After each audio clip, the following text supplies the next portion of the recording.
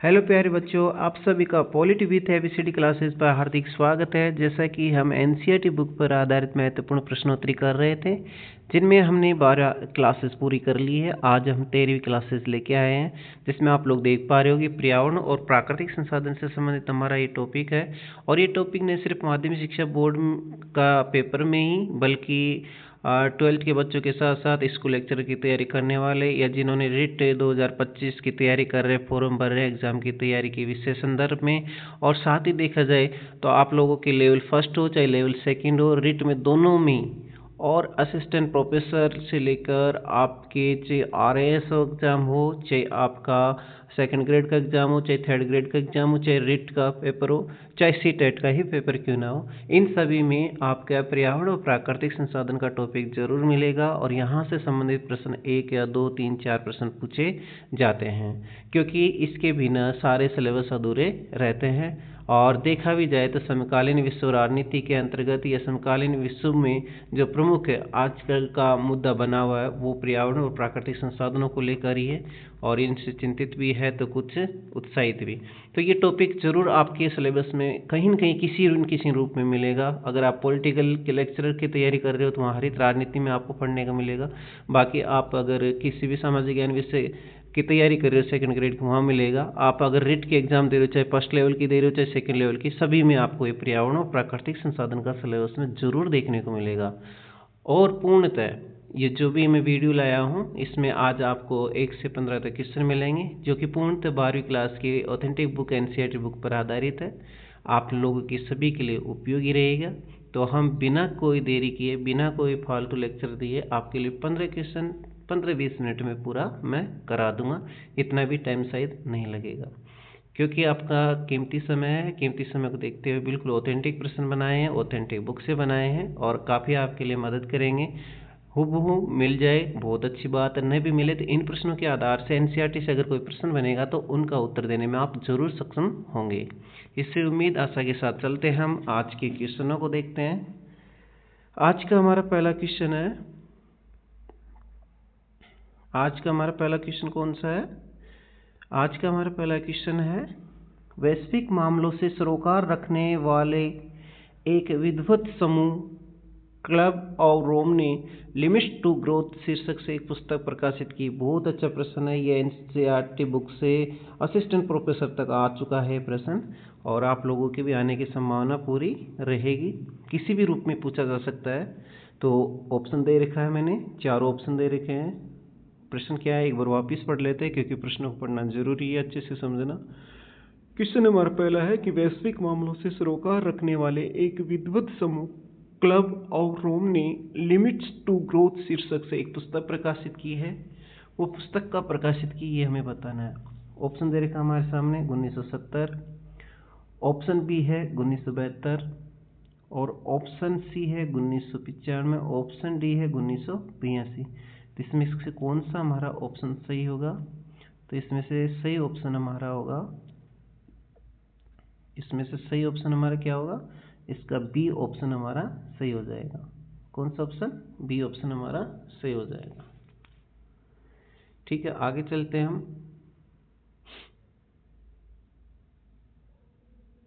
इस प्रश्न में सिर्फ यही ध्यान नहीं रखना है 1972 ही, इसमें भी ध्यान रखना है कि कौन सा क्लब ऑफ रोम किससे संबंधित है। ये पर्यावरण से संबंधित है, और इसने किस शीर्षक से एक पुस्तक प्रकाशित की? Limits to growth. ठीक है, ये तीनों चीज ध्यान में रखनी है आप लोगों को। अगला प्रश्न है, यूएनईपी का पूरा नाम लिखिए।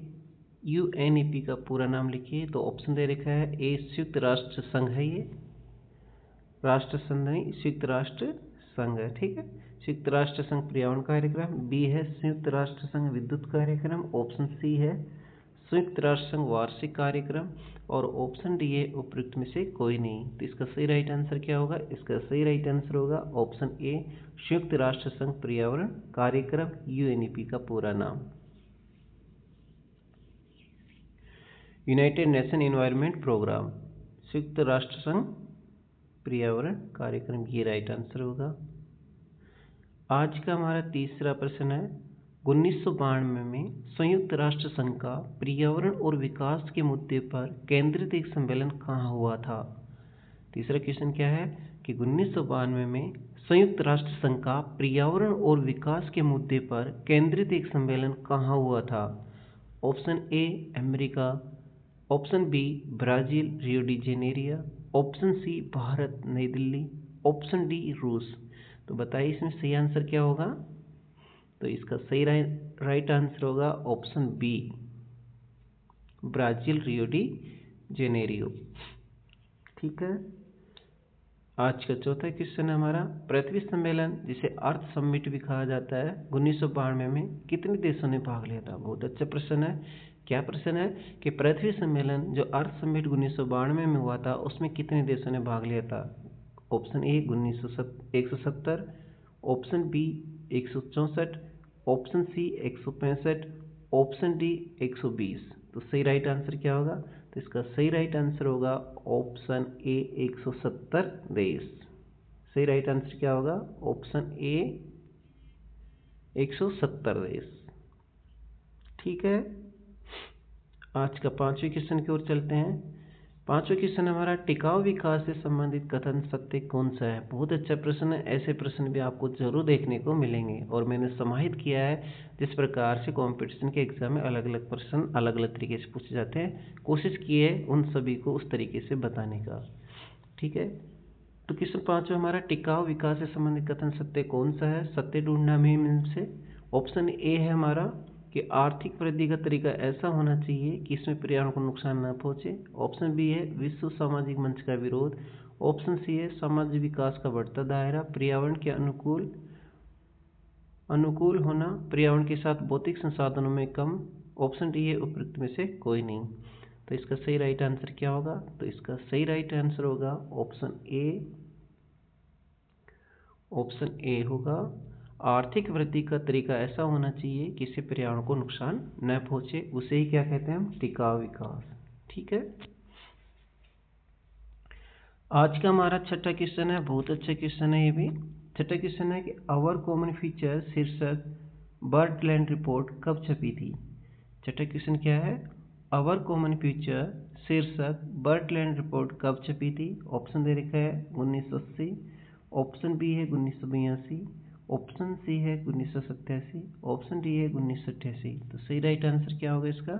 इसका सही राइट आंसर होगा ऑप्शन सी 1987। इसमें 3 चीज़ ध्यान में रखनी है, 1987 तक रखनी है। और कॉमन फीचर किससे संबंधित है? बिल्कुल हम पर्यावरण प्राकृतिक संसाधन पढ़ रहे हैं तो इसी से संबंधित है। साथ में इसने किस शीर्षक रिपोर्ट छपी? बर्ड लैंड रिपोर्ट किससे संबंधित है? तो ये तीनों चीज़ आपको ध्यान में रखनी है। अवर कॉमन फीचर ने बर्ड लैंड रिपोर्ट नाम से छापी थी कब? 1987। ये डेट भी बहुत इंपॉर्टेंट है, ये क्वेश्चन काफ़ी एग्जामों में आ चुके हैं। आज का सातवां क्वेश्चन है, निम्नलिखित में से एजेंडा 21 से संबंधित कथन सही है? सातवां क्वेश्चन क्या है कि निम्नलिखित में से एजेंडा 21 से संबंधित कथन सही है। हमें एजेंडा 21 से संबंधित कथन बताना। कथन ए, पर्यावरण और विकास से जुड़ा कार्यक्रम। ऑप्शन बी है संयुक्त राष्ट्र संघ का पर्यावरण कार्यक्रम। ऑप्शन सी है पर्यावरण और औद्योगिक विकास कार्यक्रम और ऑप्शन डी है उपयुक्त में से कोई नहीं। तो सही राइट आंसर क्या होगा इसका?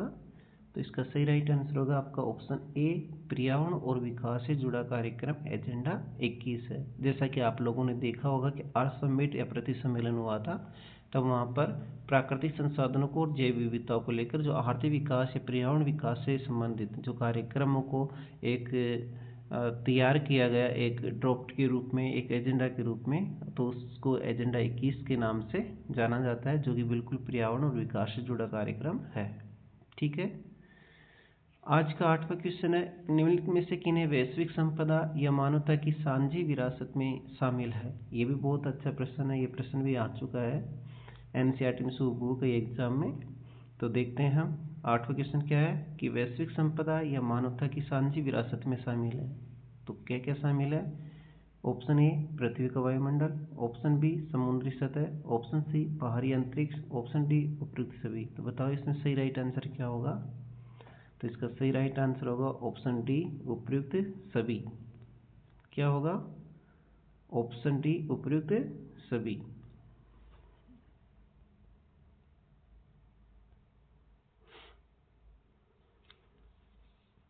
देखिए, वैश्विक संपदा यह मानवता की साझी विरासत में शामिल सभी है। पृथ्वी का वायुमंडल भी, समुद्री सतह भी और बाहरी अंतरिक्ष भी।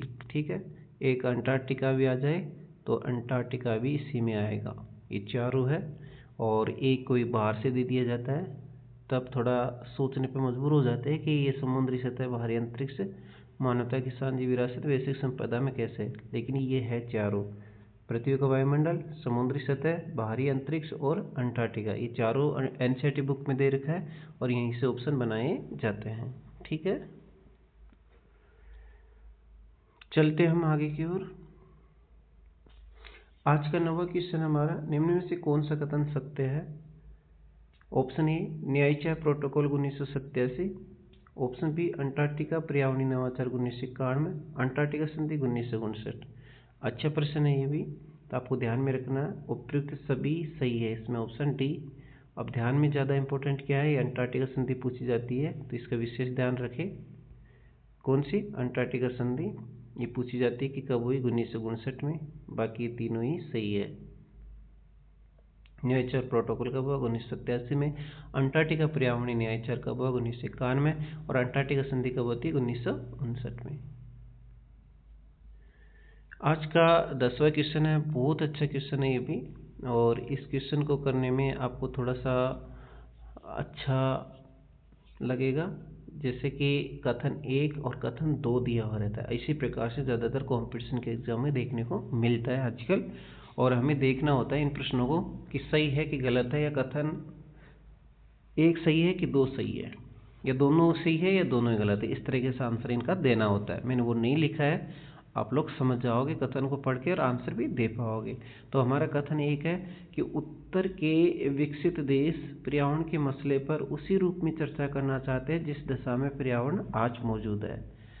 ढंग से पढ़ना इन कथनों को और आराम से आंसर देना, क्योंकि हम ओवर कॉन्फिडेंस में और सही लाइन को नहीं पकड़ने की वजह से इन प्रश्नों को भी आते हुए भी गलत कर आते हैं, जो हमें नहीं करना चाहिए।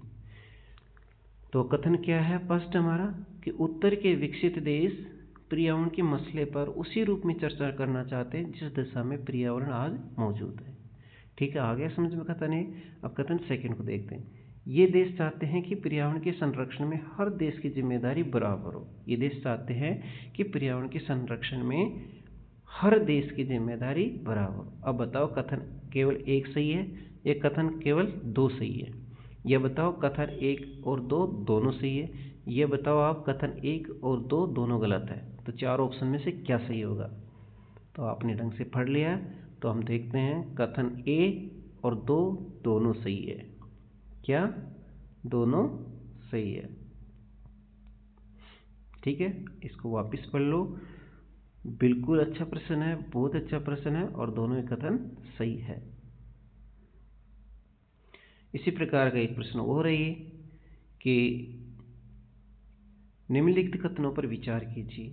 कथन फर्स्ट है, दक्षिण के विकासशील देशों का तर्क है कि विश्व में पारिस्थितिकी को नुकसान अधिकांश विकसित देशों के औद्योगिक विकास से पहुंचा है।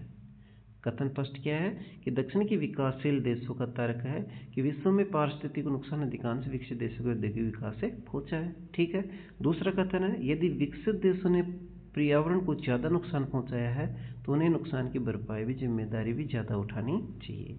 दूसरा कथन क्या है कि यदि विकसित देशों ने पर्यावरण को ज़्यादा नुकसान पहुंचाया है तो उन्हें इस नुकसान की भरपाई की जिम्मेदारी भी ज़्यादा उठानी चाहिए।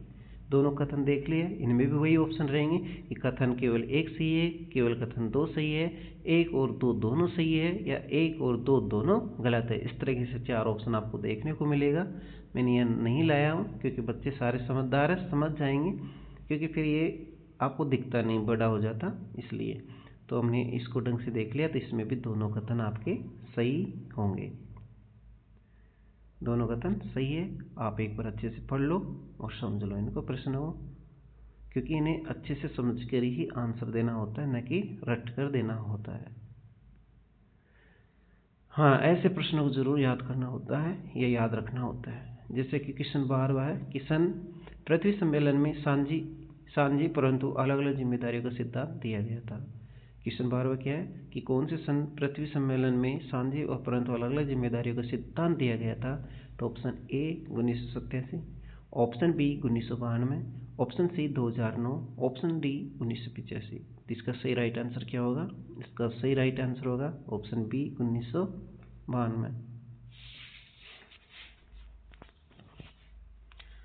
ठीक है, आज का हमारा 13वां क्वेश्चन है UNFCCC का पूरा नाम बताइए। बहुत अच्छा प्रश्न है, ये भी काफ़ी जगह आता रहता है। आप लोग जब भी बड़े तरीके से विस्तृत व्याख्या करके आप इस अध्याय को पढ़ोगे जब भी, तो आपको ये नाम जरूर सुनने को मिलेगा।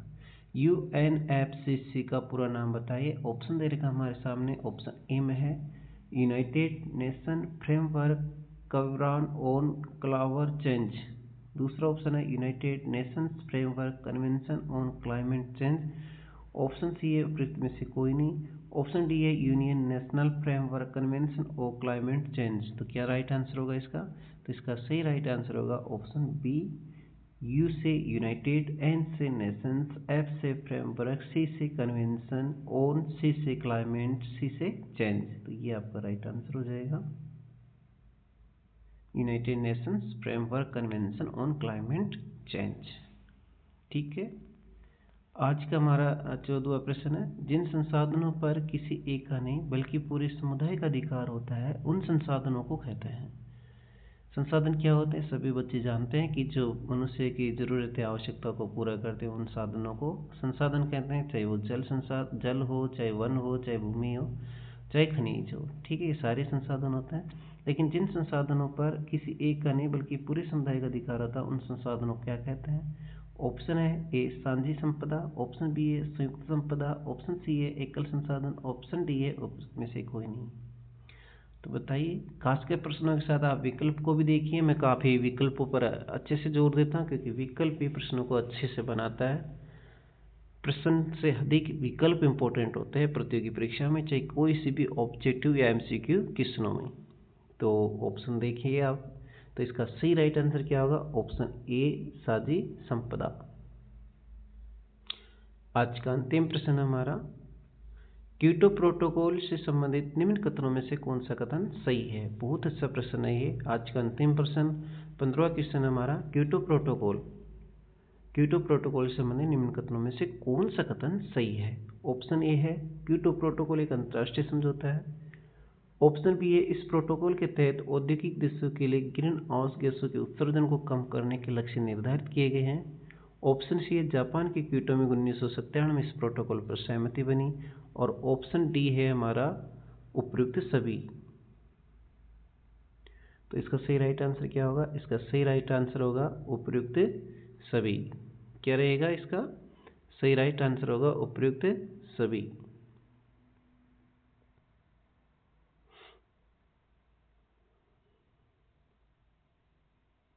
इसका सही राइट आंसर होगा उपयुक्त सभी। देखिए, क्योटो प्रोटोकॉल एक अंतर्राष्ट्रीय समझौता है, सही है ये बिल्कुल। इस प्रोटोकॉल के तहत औद्योगिक देशों के लिए ग्रीन हाउस गैसों के उत्सर्जन को कम करने के लक्ष्य निर्धारित किए, ये भी सही है। और जापान के क्योटो नामक शहर में हुआ था 1997 में, इस प्रोटोकॉल पर सहमति बनी, ये भी सही है। इसलिए तीनों सही है। ये भी सही है, ये सही है, ये सही है। यहाँ से आपके तीन प्रश्न बन रहे हैं कि क्योटो प्रोटोकॉल के क्या लक्ष्य है, ये क्या उद्देश्य था, ये भी आपको यहाँ से आंसर हो रहा है। क्योटो कौन से शहर में पड़ता है? जापान में, ये भी पढ़ रहा है। कब हस्ताक्षर होते हैं? 1997 में। और भारत कब हस्ताक्षर अनुमोदित करता है? 2002 में।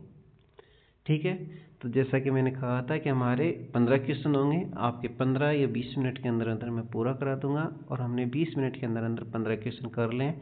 बाकी आप कोई से भी वीडियो या कोई से भी यूट्यूब पर देख लो, अच्छी संस्थाओं के देख लो, इन्हीं 15 क्वेश्चनों को वो आपके आधा घंटे से अधिक टाइम ले लेते हैं और बताना यही होता है। जबकि इतने अच्छे क्वेश्चन आप लोगों को कम समय मिल रहा है, तो आप लोग ज़रूर इनको लाइक, सब्सक्राइब और आप अपने दोस्तों तक शेयर कर सकते हो। ठीक है, आज के लिए इतना काफ़ी। फिर अगले वीडियो में लाएंगे। एक बात और कहना चाहूँगा, जैसा कि मैंने कहा था कि मैं हर रोज़ आपको 5 बजे उपलब्ध करा दूंगा।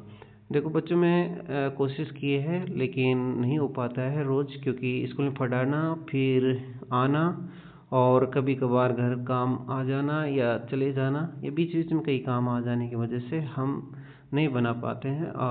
तो टाइम भी इतना नहीं मिलता है, बच्चों की तैयारी करानी पड़ती है, फिर आप लोगों के लिए कंटेंट भी बनाने में टाइम चाहिए। तो मैं रोज़ तो नहीं, लेकिन ये है मेरी वीडियो की, मेरे इस चैनल की खासियत रहेगी कि आपको छुट-पुट चीज़ें नहीं मिलेगी, आपको बिल्कुल क्रमबद्ध और व्यवस्थित क्लास मिलेगी, चाहे वो 1 दिन या 2 दिन में मिले, लेकिन आपको क्लास बाय क्लास मिलेगी। एनसीईआरटी की जैसे मैं अध्ययन करा रहा हूँ, वैसे एनसीईआरटी पर पूर्णतः एक बार होने के बाद में पॉलिटिकल साइंस को मैं करा पाऊँगा, और पॉलिटिकल साइंस से संबंधित मेरा विषय रहा है, और पॉलिटिकल साइंस का मैं एक विद्यार्थी भी रहा हूँ, और फिलहाल शिक्षक के दौरान मैं पॉलिटिकल साइंस को ही पढ़ा पा रहा हूँ।